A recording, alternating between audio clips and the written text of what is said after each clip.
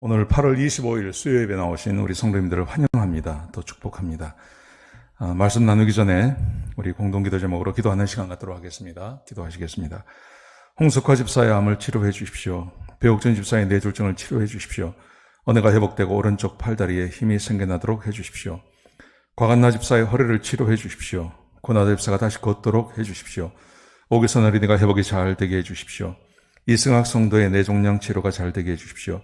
우한 폐렴으로부터 우리를 지켜주십시오. 예수님의 이름으로 기도합니다. 아멘. 아멘. 오늘 본문의 말씀은 느헤미야 1장 1절에서 4절까지 말씀입니다. 제가 봉독해드리겠습니다.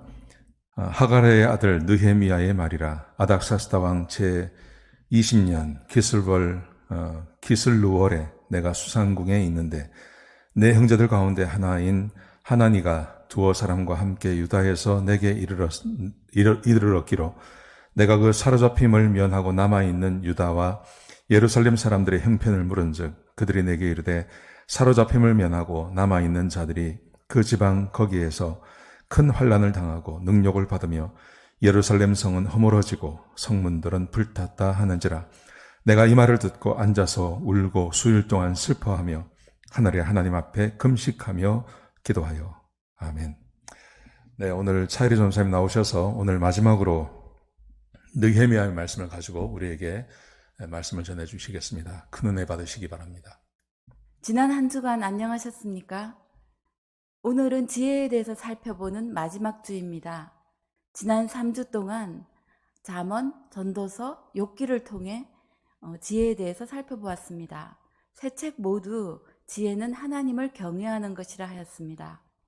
욥기에서는 의인이 고난을 받는 것에 관한 주제로 토론을 계속 이어가지만 그 책은 욥과 세 친구들이 가지고 있던 지혜, 즉 그 당시 당연시되어지고 있던 지혜, 인과응보의 원칙, 즉 선한 사람은 복을 받고 악한 사람은 벌을 받아 고난을 받는다라는 그 지혜와 근데 욥 그 선한 의인이 고난을 받는 그 상황과 이게 충돌이 되는 경우에 사람들이 어떻게 반응을 하는지를 보여주고 있습니다. 욥은 처음에는 자신이 가진 지혜와 그 상황이 서로 맞지 않자 처음에는 하나님을 원망하지 않았지만 계속되니 하나님을 원망하기 시작했습니다. 그렇지만 하나님을 떠나지 아니하였고 하나님을 찾고 찾아서 결국은 하나님을 그리고 하나님의 지혜를 만났습니다. 그때 무릎 꿇고 회개하고 자신을 겸비하게 하여 하나님의 말씀에 즉 지혜의 귀를 기울이며 하나님과 관계가 더 가까워지고 회복되는 그 지혜의 선순환을 보여주었습니다. 우리는 날마다의 삶에서 이런 고난에 관한 것뿐 아니라 많은 것을 보고 듣고 읽고 하는 가운데 새로운 것들을 마주칩니다. 그래서 우리는 그것을 내가 알고 있는 것과 비교를 하여 보통 아니면 또 다른 것을 참조하거나 하여 받아들일지 아니면 버릴지 결정하게 됩니다. 사도 바울이 전도 여행을 다닐 때 사람들이 처음에 바울의 복음을 듣고 긴가하고 듣다가도 유대인들이 와서 선동을 하면 거기에 넘어가 버렸습니다. 근데 베레아 사람들은 그렇지 아니하였습니다. 사도행전에 보면 이렇게 되어 있습니다. 베레아에 있는 사람들은 데살로니가에 있는 사람들보다 더 너그러워서 간절한 마음으로 말씀을 받고 즉 그 바울이 전하는 복음을 듣고 이것이 그러한가 하여 왜냐하면 바울이 말하는 그 복음은 그 사람들이 직접적으로는 성경에 쓰여 있지 않기 때문입니다. 그 당시 구약이지요. 그래서 날마다 구약과 비교하여 사도 바울이 말하는 것이 맞는지 상고하였다고 하였습니다. 우리는 그 날마다 우리가 우리가 이미 지난 시간을 통해서 이제 알게 되었습니다.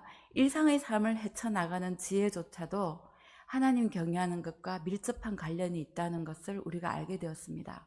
그래서 우리가 하나님 말씀뿐만 아니라 세상에서 부닥치게 되는 지혜나 정보라 할지라도 이것을 내 것으로 받아들일지 아니면 버릴지 결정하는 데는 하나님의 말씀과 그리고 성령님의 인도함으로 이루어져야 할 것입니다. 기도드리고 오늘 말씀 시작하겠습니다. 하나님 감사합니다. 오늘 또 이렇게 하나님 앞에 나와서 성경에서 예로 보여주는 지혜 있는 자와 어리석은 자를 살펴보고자 합니다. 그들을 통하여 하나님께서 우리에게 주시는 말씀을 잘 배우고 또 우리의 삶에 잘 적용할 수 있도록 말씀을 전하는 저와 말씀을 듣는 성도님들의 마음에 성령님께서 역사해 주시기를 원합니다. 예수님 이름으로 기도드렸습니다. 아멘. 예, 성경에서 오늘 말씀드린 대로 대표적인 지혜자와 어리석은 자를 살펴보는데 특히 잠언에서 말하는 지혜의 세 측면에서 이 사람들을 살펴보도록 하겠습니다. 처음에는 아담과 솔로몬입니다. 이 두 사람은 지혜의 정점, 그 최고 꼭대기에 있다가 그 우매함의 나락으로 떨어진 대표적인 두 사람입니다. 아담은 하나님의 형상대로 창조되었다고 하였습니다. 하나님의 형상대로라 함은 하나님의 그 모습이 아니라 하나님의 성품, 그리고 우리가 말하는 일반적인 지식, 지능, 이 모든 그런 측면에서 하나님을 형상을 닮았다라고 말한다고 알고 있습니다. 그래서 특별한 일이 없었다면, 죄를 짓지 않았다면 아마 아브라함이 아니라 아담이 이 세상의 모든 믿는 자의 아비가 되었을 것이고 또 하나님의 피조물을 계속해서 하나님을 다스리는 권리를 누리며 살았을 것입니다. 그렇지만 하나님과 같이 지혜롭게 될 수 있다는 말에 속아서 하나님의 그 자신의 유혹에 스스로 실은 넘어간 것이지요. 그래서 하나님의 명령을, 선악과를 따먹지 말라고 한 그 명령을 지키지 않았습니다. 즉 하나님을 경외하지 않게 된 것이지요. 그랬을 때 그 결과는 그 우리가 말하는 하나님의 형상을 닮았다고 하는 그 하나님의 이미지가 손상되어 우리에게도 남아는 있습니다. 그렇지만 맨날 아담이 받았던 거와는 비할 바가 없는 것이지요. 그래서 그 지혜가 이제 그런 하나님의 형상이 손상되고 그리고 그 아담을 통해서 세상의 죄와 사망이 들어오게 되었습니다. 그리고 먹고 살기 위해서 하나님의 피조물들과 싸워야 하게 되었습니다. 그야말로 최고의 지혜를 부여받았던 아담이 그 받은 지혜가 큰 만큼 하나님을 경외하지 않게 되자 온 인류에게 그 피해가 미치는 것을 볼 수 있습니다. 이제 솔로몬입니다. 솔로몬은 재산과 지혜가 세상의 어떤 왕보다도 가장 크다고 하였습니다. 그렇지만 하나님께서 이방 사람들과 혼인하지 말라고 한 그 명령을 가벼이 여겨버리고 실은 많은 사람과 혼인을 하게 됩니다. 바로 그런 이방 여자들 게임에 속아서 결국은 그들의 이방신들을 섬기게 되지요. 그 결과는 자신의 아들 르호보암 때에 왕국이 분열되었습니다. 지금 보면 세상의 그 어느 왕보다도 더 큰 지혜를 부여받아서 한 나라를 바로 하나님의 축복이 어떠한지를 보여줄 수 있는 그 제사장의 역할을 충분히 하나님께서 이스라엘을 제사장의 국가로 삼고 싶어 하셨잖아요.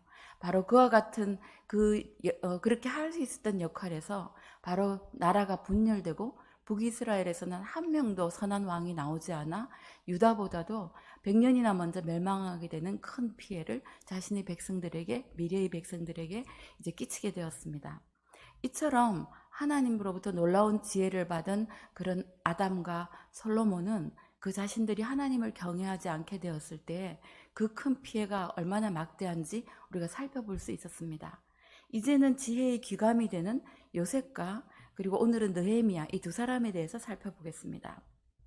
요셉은 바로 앞에서 바로의 꿈을 해몽하고 그리고 7년의 큰 재앙을, 그 흉년을 어떻게 대처할 것인지, 국가적으로 어떻게 대처할 것인지에 대해서 방법을 말하고 났을 때 바로가 그 당시 그 강대국 이집트의 고관 그 관료들 앞에서 이렇게 말했습니다. 요셉에게 이르되 하나님이 이 모든 것을 내게 보이셨으니 너와 같이 명철하고 지혜 있는 자가 없도다. 즉 많은 사람 앞에서 지혜로움을 인정받고 하나님을 높였습니다. 근데 요셉은 그 요셉의 글을 다 봐도 하나님을 경외했다는 말은 없습니다. 근데 분명히 지혜 있는 자라고는 나와 있습니다. 근데 본문을 보면 하나님을 경외한 사람임을 알 수 있습니다. 그럼 요셉의 지혜를 이제 우리가 말한 잠언에서 말하는 그 세 측면에서 한번 살펴보도록 하겠습니다. 요셉은 노예로 팔려와서 보디발 집에 처음에 노예가 되었지만 하나님께서 항상 함께 하시며 그 하는 일이 형통함을 보고 보디발이 가정총무로 삼았습니다. 이는 그가 관리 능력도 탁월했다는 것을 말하고 있습니다.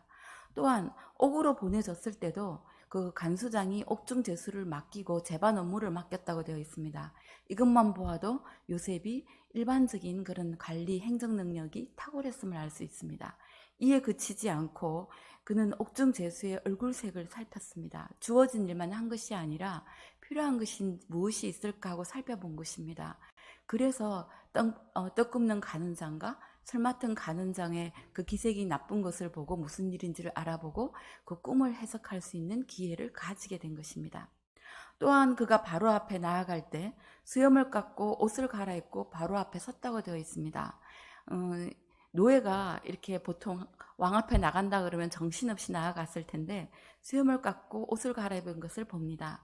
우리가 요셉 때는 아니지만 한참 뒤에지요. 저기 한 400년 후쯤에 일어날 일이지만 하나님께서 레위기나 이런 데를 보면 이스라엘 백성들에게 수염 깎는 데 대한 규정을 많이 주십니다. 이는 그 히브리 사람들이 수염을 깎지 않는 것이 본래의 풍습인 것 같습니다. 그런데 이집트의 그 옛날 그 그림들 남아 있는 것들을 보면 대부분이 아니라 모두 말끔합니다. 바로만 여기에 약간 수염이 조금 이렇게 길게 나 있는 것 말고는 실은 다 말끔합니다. 그래서 요셉은 그 순간에도 그 애굽 왕 앞에 나아갈 때, 애굽 많은 사람들 앞에 나아갈 때 자신이 그 덥수룩한 모습으로 어떤 그 선입감, 나쁜 혐오감을 주지 않게 하기 위해서 한 그 지혜를 볼 수 있습니다. 그래서 요셉은 그 자신의 일반적인 삶 속에서 아주 지혜로운 사람임을 알 수 있습니다. 그리고 요셉의 보디발의 아내의 유혹을 물리친 것으로 보아서 아주 윤리적으로도 지혜가 있는 사람입니다. 그런데 이 지혜의 근원이 보면 하나님께 죄를 짓지 않고자 합니다. 그리고 꿈 해석은 하나님께 있다는 것을 항상 인정을 합니다. 그래서 하나님을 경외하는 사람임을 볼 수 있습니다. 그리고 요셉은 욥과 달리 고난 중에서도 하나님을 계속 경외한 것을 볼 수 있습니다. 왜냐하면 보디발의 아내 유혹을 거절했다 하면 그가 처음으로 노예로 끌려왔을 때부터 그가 가정총무가 되는 그 어느 순간에도 하나님 경외하기를 그치지 아니한 것을 볼 수 있습니다. 그리고 꿈 해석을 할 때에도 하나님께 그 하나님께 영광을 돌리는 것을 보았을 때, 또 옥에 갇혀 있는 동안에도 자기가 그 하나님께 죄를 짓지 않기 위해서 보디발의 아내의 유혹을 물리쳤지만 그 감옥에 보내졌는데, 그럼에도 불구하고 하나님 경외하기를 이제 그치지 아니하였음을 볼 수 있습니다. 그리고 이제 이와 같이 하나님을 계속 경외하는 요셉에게 하나님께서 더 큰 지혜를 주셨음을 알 수 있습니다. 왜냐하면 바로의 꿈을 해석할 뿐 아니라 일개 그냥 그 가정총무였다가 그리고 그 감옥에서 재반 업무를 했던 수준을 넘어 7년이라는 그 큰 흉년을 국가적으로 어떻게 대처할 수 있게 하는 그 방법까지 말할 수 있는 그 지혜가 그에게 허락된 것입니다. 그리고는 나중에 보면 그 자신이 애굽으로 보내진 하나님의 뜻을 깨닫습니다. 그래서 자신을 노예로 팔아버린 형들에게 보복을 하지 아니합니다. 그가 그와 같은 행동을 함으로써 결국은 70명밖에 안 되던 야곱의 가족이 애굽에서 자리를 잡고 거의 200만이나 되는 그 큰 민족을 이루어 애굽을 나오는, 즉 이스라엘의 민족의 형성에 큰 역할을 한 것을 볼 수 있습니다. 물론 이와 같이 이스라엘 백성이 큰 민족으로 형성된 것은 야곱의 지혜가 요셉의 지혜가 그렇게 했다는 것은 아닙니다. 하나님의 구원의 역사 가운데 이루어진 것이긴 하지만 요셉의 지혜가 여기에 큰 기여를 큰 역할을 했음을 우리는 알 수 있습니다. 자, 그럼 이제 느헤미야에 대해서 살펴보겠습니다. 느헤미야는 한마디로 정의를 하면 백성들을 하나님을 경외하도록 인도한 지혜로운 지도자라고 말을 할 수 있겠습니다. 그런데 또 느헤미야에는 보면 느헤미야가 지혜롭다는 말은 한마디도 나오지 않습니다. 근데 하나님을 경외한다는 말은 나옵니다. 그래서 오늘은 이 느헤미야가 얼마나 지혜로운지, 느헤미야 첫 장부터 그 느헤미야의 지혜로움은 가득 차 있습니다. 그래서 오늘 이를 살펴보도록 하겠습니다. 느헤미야는 먼저 하나님을 경외하는 사람이었습니다. 5장에 보면 나보다 먼저 있었던 총독들은 백성에게서 양식과 포도주와 또 은 40세겔을 그들에게서 빼앗았고 또한 그들의 종자들도 백성을 압제하였으나 나는 하나님을 경외함으로 이같이 행하지 아니하였고, 자신은 하나님을 경외하는 사람이라고 말합니다. 그런데 이제 그 성벽을 보수하던 공사를 하던 중에 백성들이 울부짖고 그 갈등이 생깁니다. 그 이유는 하나님께서 분명히 너희 형제들은 종으로 삼지 말라고 하였는데, 그, 그러니까 귀족들과 그 민장들이 이 사람들을, 형편이 어려운 그 백성들을 종으로 삼아버립니다. 그래서 이때 느헤미야가 말합니다. 내가 또 이르기를 너희의 소행이 좋지 못하도다. 우리의 대적 이방 사람들의 비방을 생각하고 너희 하는 행동을 보고 하나님 믿는다면서 하나님 명령대로 하지 않구나 하는 그 비방을 생각하라는 겁니다. 우리 하나님을 경외하는데 행할 것이 아니냐. 그러니까 이 이스라엘 백성들이 하나님을 경외하는 사람들이 되기를 원하는 느헤미야의 마음을 알 수 있습니다. 그래서 느헤미야는 일단 하나님을 경외하는 사람입니다. 그리고 느헤미야의 그 첫 1, 2장만 봐도 느헤미야가 얼마나 그 잠언에서 말하는 그 세 측면에서의 지혜가 다 갖추고 있는 사람이란 것을 알 수 있습니다. 처음에 시작할 때 보면 느헤미야의 동상 하나니가 그 예루살렘에서 온 두어 사람과 함께 그 느헤미야를 방문하는 것을 알 수 있습니다. 그때 보면 그 이제 바벨론 포로에서 돌아갔던 그 귀환했던 사람들이 유다와 예루살렘의 그 사람들의 형편을 물어보았습니다. 이 말은 멀리 있으면서도 자기 형제들을 염려하고 걱정하는, 바로 내 이웃을 내 몸과 같이 사랑하라고 한 그 하나님의 말씀을 지키는 그런 윤리적이면서도 신학적인 지혜를 갖추고 있다는 것을 알 수 있습니다. 이와 같은 소식을 들었을 때 그가 다짜고짜 왕에게 가서 나로 하여금 내 백성을 도와달라고 하지 않습니다. 그가 한 일은 약 4개월간의 기도였습니다. 그가 기도를 시작한 것은 기슬러월이라고 되어져 있고요. 1장 1절에. 그리고 2장 1절에 보면 니산월에 왕 앞에 나아갔다고 되어져 있습니다. 이것을 보면 약 4개월 가까이 기도를 했는데, 그 기도를 하는 동안 하나님께서 예루살렘으로 돌아가서 다시 성벽을 재건하여라 하는 그 한마디 말씀만 하지 않았음을 알 수 있는 것은 그 뒤에 나오는 내용을 보면 알 수 있습니다. 2장 12절에 보면 내 하나님께서 예루살렘을 위해 무엇을 할 것인지 내 마음에 주신 것을 내가 아무에게도 말하지 아니하고, 즉 하나님께서 그에게 예루살렘을 위해서 무엇을 할 것인지에 대해서 주신 것입니다. 어떤 구체적인 것을 모세가 40일 동안 하늘에 시내산 꼭대기에 올라가서 기도를 하였을 때 하나님께서 성막을 어떻게 지을지 구체적으로 설명도 해주셨고, 십계명을 주신 다음에 이를 어떻게 구체적으로 지킬지에 대한 말씀도 다 주셨습니다. 그처럼 이제 그 느헤미야에게 어떻게 그 이스라엘의 예루살렘으로 돌아가서 성벽을 재건할 것인지 일단 하나님께서 주신 그 지혜가 그 뒤를 보면 계속 나타납니다. 이제 첫 번째로는 보면 왕에게 아주 지혜롭게 대답합니다. 뭐라고 하냐면, 내가 얼굴에 근심이 있는 걸 보고 왕이 무슨 일이냐고 하였을 때 그냥 예루살렘 성벽이 다 훼손되었으니 돌아가게 해달라고 이렇게 말을 하지 않습니다. 나의 조상의 묘실이 있는 그 성읍이 항폐하고 그 성곽이 불에 탔다고 말했습니다. 그랬을 때 왜 이렇게 말했냐고 하면, 그 에스라스에 보면 나오는데, 그 예루살렘이라 하면 그 페르시아 그 왕들이 어떻게 생각을 하냐면, 옛날 그 바벨론 때부터 그 바벨론에 반항을 하던 그런 위대한 왕들이 있는 그런 반항의 도시로 인식이 되어져 있기 때문입니다. 그래서 예루살렘 성으로 간다고 말을 하지 아니하고 자기 조상의 묘실이 있는 성읍이 그처럼 황폐하게 되어 마음이 아픈 것을 전하였을 때 왕의 그 측은지심을 발동하게 합니다. 그래서 왕이, 근데 눈치가 얼마나 빠른지 왕이 원하는 것을 말하라고 합니다. 그러니까 그냥 걱정하고만 있는 것이 아니라 무엇을 원하고 말한다는 것을 왕도 이미 압니다. 이처럼 이와 같은 왕에게 그러니까 말하는 것은 아주 조심을 요하는 일입니다. 그때 이제 느헤미야가 잠깐, 그 얼마나 짧은 시간이겠지만 하나님 앞에 묵도를 합니다. 자신이 앞으로 말할 것에 대해서 하나님께서 인도하여 주시기를 구하는 기도를 하는 것이지요.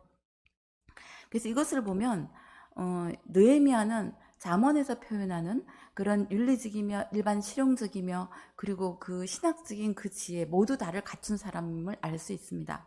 그래서 왕이 그래 원하는 것을 말해라 하자 묵도를 하고 난 다음에 원하는 것을 쫙 말합니다. 그 말하는 것을 보면 자기가 유다에 잘 들어갈 수 있도록 그런 총독들에게 조서를 써달라고 합니다. 자기가 무사히 잘 통과할 수 있도록. 그리고 살림 감독에게 말하여서 그 나무를 좀 내어달라고 합니다. 그래서 성전에 문이 부서진 것도 또 성곽을 세우는 일에도 또 자신이 집을 짓는 일에도 쓰게 해달라고 이렇게 왕에게 부탁을 합니다. 이와 같은 일은 자제만 되는 것뿐만이 아니라 실은 왕이 얼마나 이 성벽 짓는 일을 도와준다는 것을 간접적으로 말해주는 일입니다. 그리고는 또 그 군대의 대장 책임자와 그리고 군인들을 함께 보내달라고 합니다. 자, 그래서 이에 대한 결과는 나중에 보도록 하겠습니다.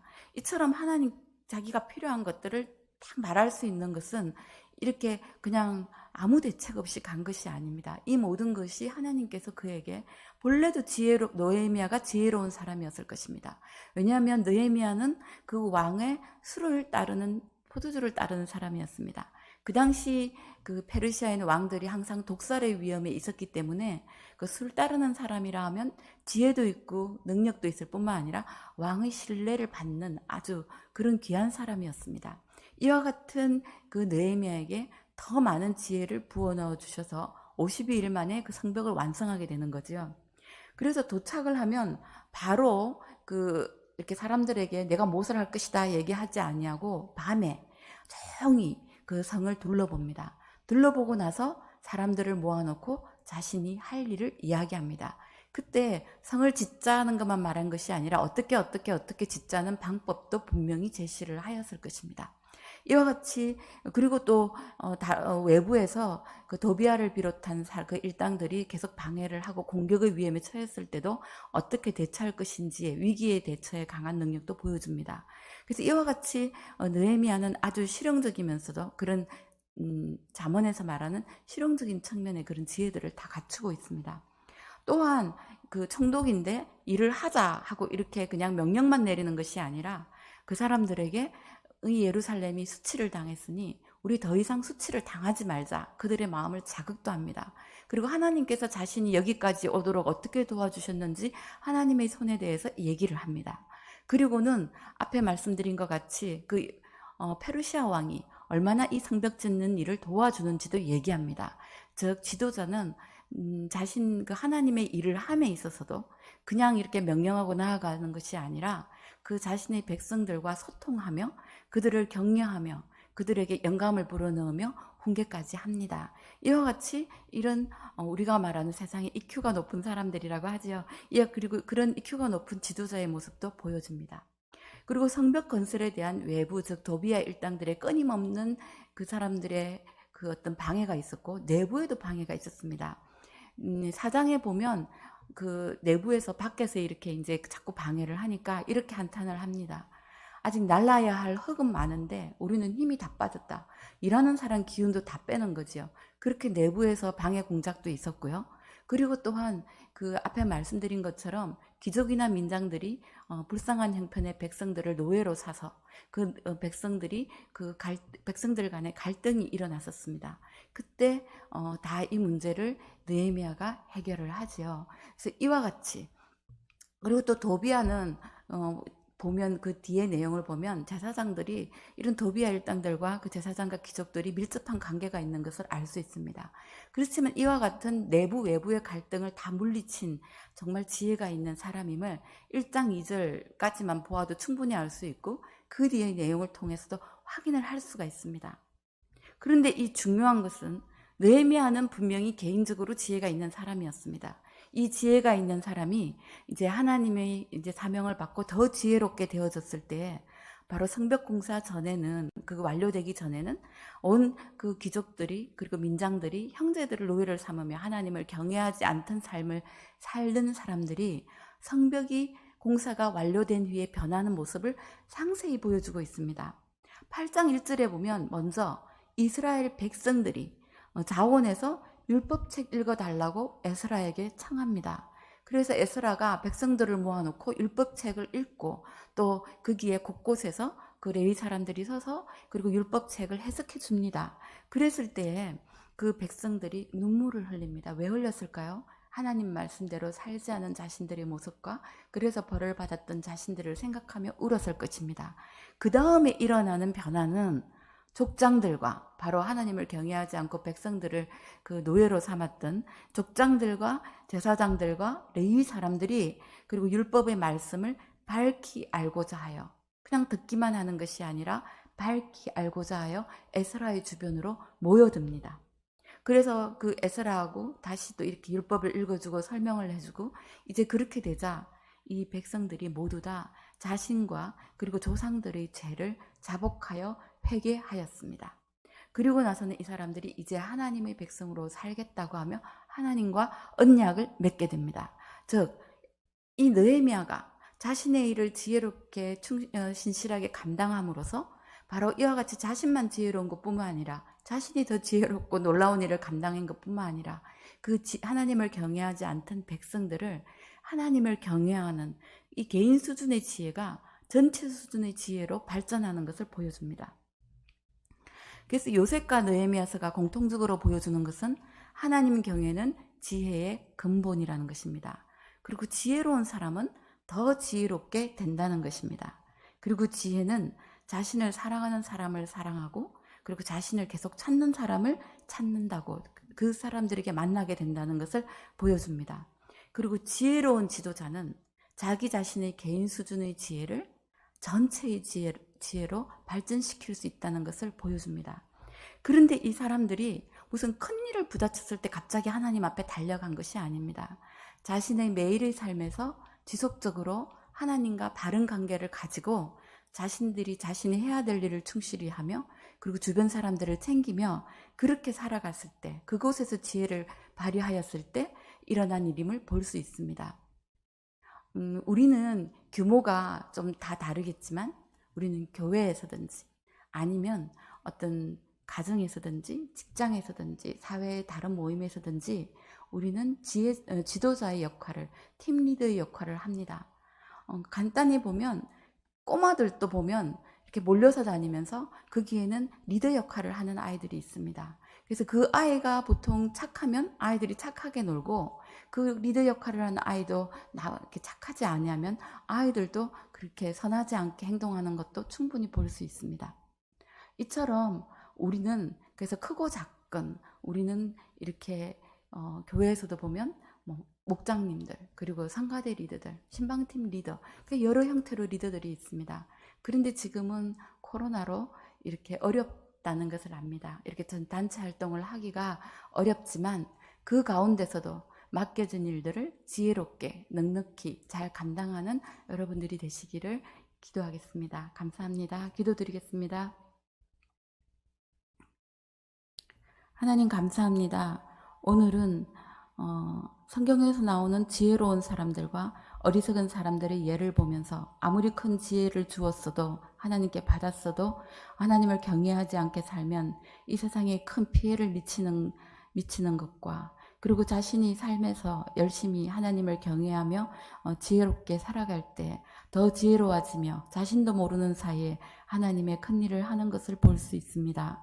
그리고 더군다나 지도자는 자신이 하나님을 지혜롭게 사는 일상의 삶에서 하나님을 경외하며 지혜롭게 살 때에는 자신들이 맡고 있는 그 팀들의 모든 팀원들을 하나님께로 이렇게 인도할 수 있다는 것을 배웠습니다. 우리 모든 신도들이 성도님들이 이와 같은 비전을 가지고 하나님 앞에서 하나님 맡겨주신 사명 넉넉히 감당할 수 있도록 도와주시옵소서. 예수님 이름으로 기도드렸습니다. 아멘.